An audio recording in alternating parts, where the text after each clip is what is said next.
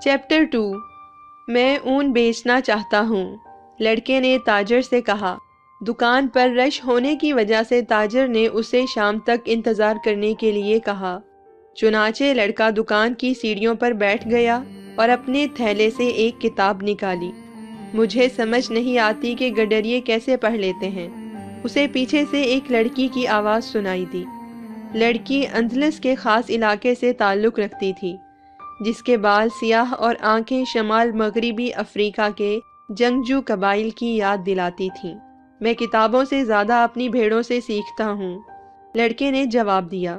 2 گھنٹوں تک وہ محض گفتگو رہے۔ لڑکی نے بتایا وہ تاجر اس کا باپ ہے۔ گاؤں کے حالات پر بھی تبصرہ ہوا، جہاں کا ہر دن پچھلے دنوں جیسا ہی ہوتا ہے۔ گڈریے نے علاقے کے دوسرے دیہاتوں کے متعلق اسے بتایا اور ان جگہوں سے اس کا موازنہ کیا جہاں وہ پہلے جا چکا تھا۔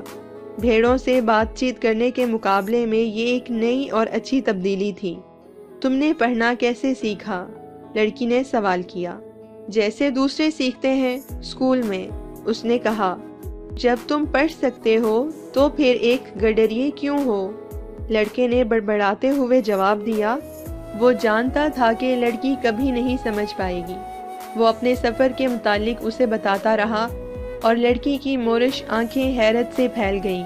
وقت گزرنے کے ساتھ ساتھ لڑکے کو احساس ہونے لگا کہ کاش دن کا کبھی اختتام نہ ہو اور اس کا باپ اتنا مصروف رہے کہ 3 دن تک اس کو فرصت نہ ملے۔ اسے اس بات کا احساس تھا کہ کچھ ہو رہا ہے، جس کا احساس اس سے پہلے کبھی نہیں ہوا۔ اس کے اندر یہ خواہش سر ابھار رہی تھی کہ اس کی رہائش ہمیشہ کے لیے ایک جگہ ہو جائے، اس لڑکی کے ساتھ۔ وہ اپنی زندگی میں تبدیلی کا خواہش مند تھا۔ تاجر آ گیا اور لڑکے سے کہا کہ وہ 4 بھیڑوں کے بال اتار دے۔